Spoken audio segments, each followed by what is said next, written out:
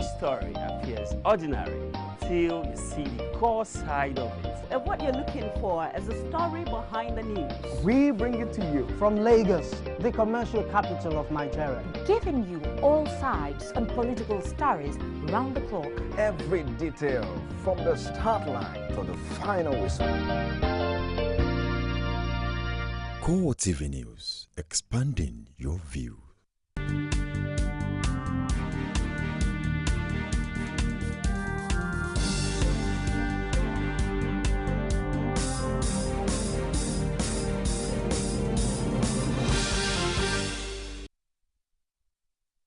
Hello and thank you for joining us on CoreTV News on the hour. I am Ebulomo Adekunle. The police have confirmed that a female suicide bomber detonated the bomb that killed at least 6 people on the campus of the Kano State Polytechnic. Police Commissioner Adinrele Shinaba told journalists at the bomb scene that efforts are on to check the new tactic adopted by insurgents who have devised a means of using female suicide bombers.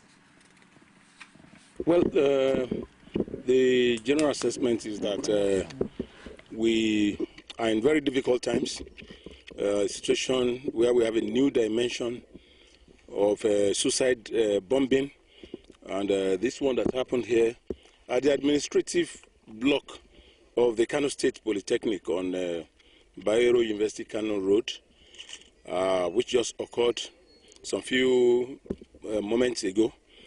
It calls for vigilance on the part of each and every one of us, because we have tried as much as possible for deployment of policemen everywhere. You can see this spot, that's where we have our police checkpoint. Because what we require most now is intelligence. Intelligence, vigilance on the part of everybody. It is a fight for all of us, and even where you have policemen, military men all over the place, I think we still require informations as well as vigilance on the part of each and every one of us to ensure that, because a situation where somebody is carrying explosives on the body, when you look at the person, what is the business of such a person in this type of a school where people are coming to check the results of NYC deployment? That's the graduates of this school who are going for batch A NYC.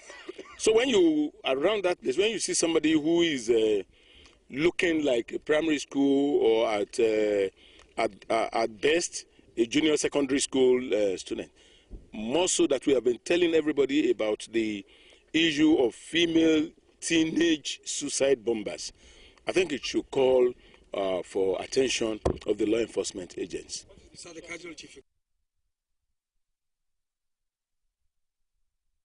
Chibok community leaders have admitted that the presidency doled out money to parents of the abducted schoolgirls, and some of the girls escaped from insurgents. The representatives of the community said at a press briefing in Abuja that the money was delivered at midnight by a presidential aide. They, however, insist that none of the community leaders benefited from the government fund. We therefore make public our findings regarding these allegations as follows. 1.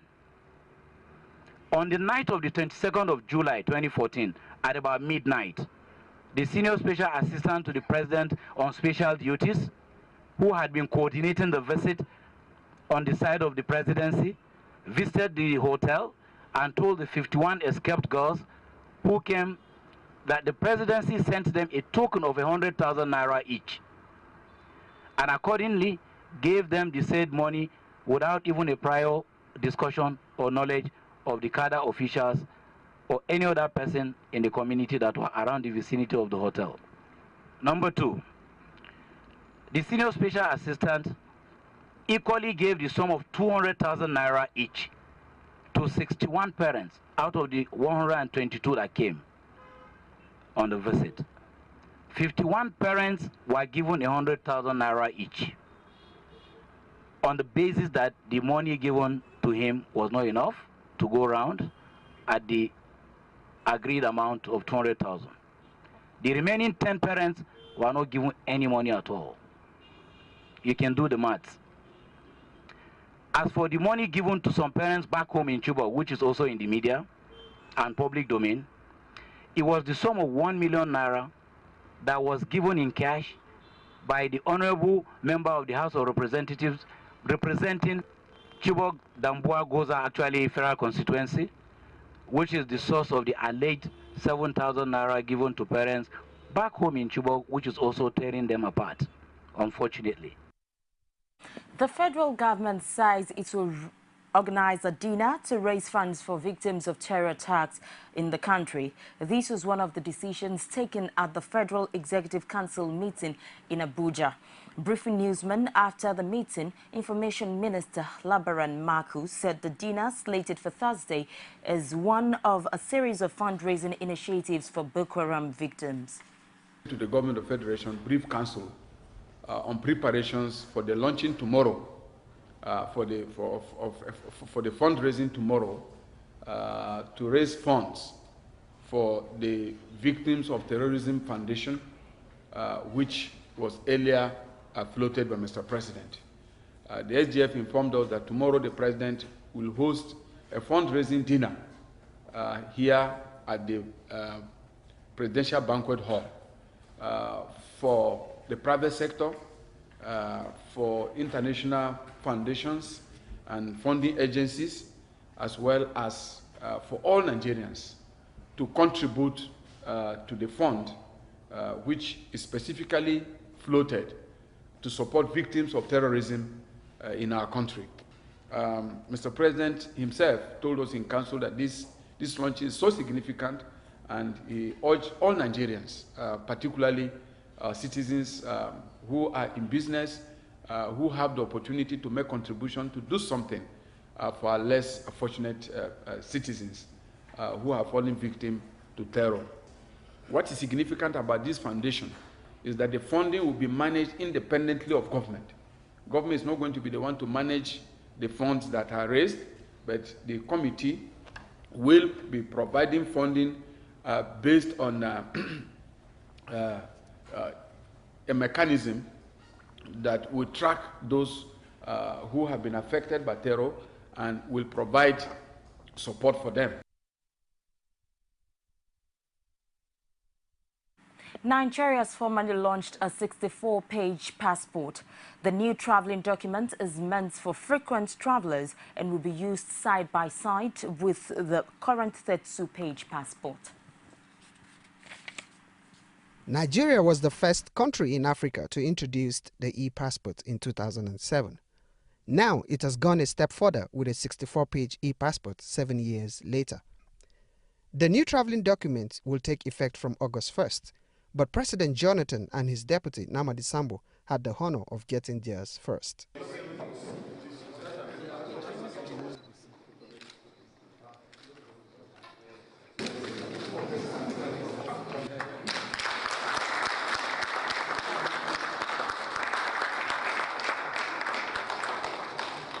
Interior Minister explains why Nigeria had to introduce another passport booklet. What we're about launching today, the 64-page e-passport for Nigerians and frequent travelers, was the fallout of an innocuous discussion that I had with you in your office, on which occasion, Your Excellency, you bemoaned the obstacles that frequent travelers face, especially our businessmen, who are the vanguard of attracting foreign and national direct investment into Nigeria, by the small number of pages of the current 32-page e-passport.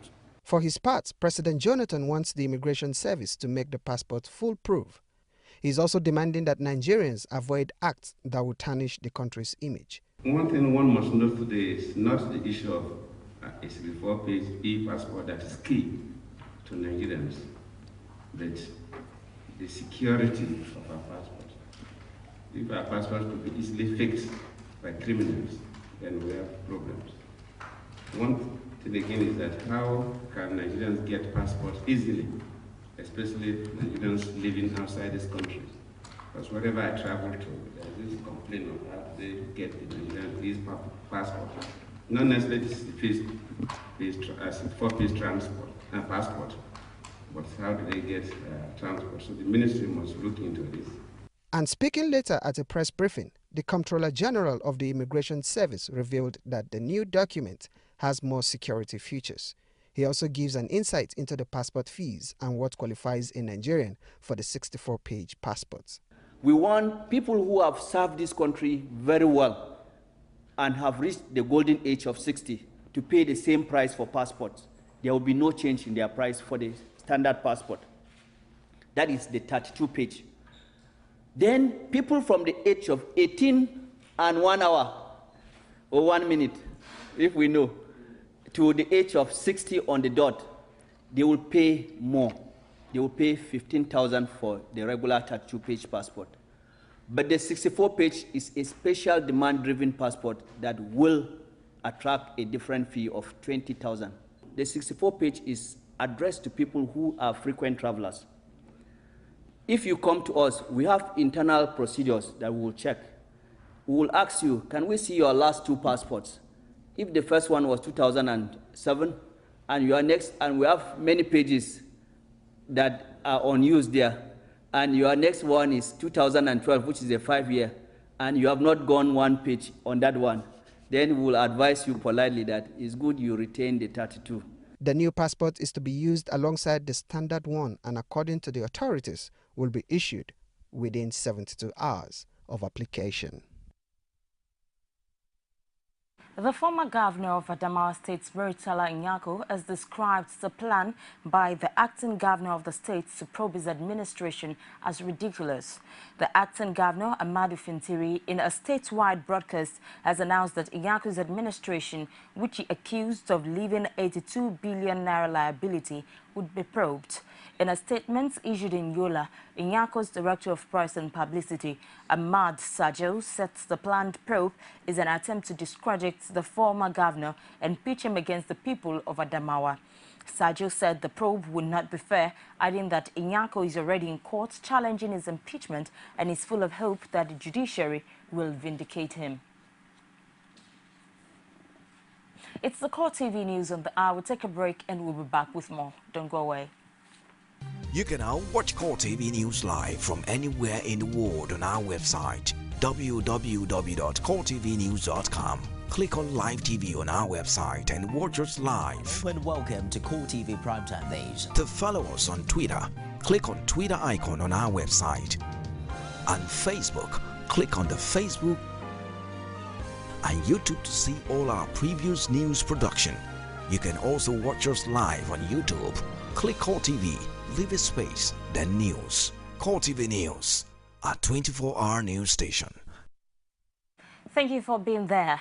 They had tripped out in their hundreds to stock up on provision during an exceptional calm in the fighting in Gaza and were crowded in Shajaya markets when the explosion hit. Moments later, there were scenes of utter carnage with bodies strewn across the streets and blood everywhere. Some said it was an airstrike, others said it was tank fire. 17 people were killed and more than 200 wounded as the Israeli army said it was observing a 4-hour humanitarian ceasefire. Ambulances raced towards the site of the blast as medics and residents tried to gather up the dead bodies. Even civilian cars were used to evacuate the dead and the wounded. Earlier, 16 people were killed when 2 Israeli tank shells slammed into a United Nations school in Jabalia refugee camp in the north, in an attack angrily denounced by the UN chief and the World Bodies Agency for Palestinian Refugees. And that's the news for the hour. Do join us again, top of the hour for more. After a short while, Code Digest will begin. Thank you for being there. I am Ebolomo Adekunle.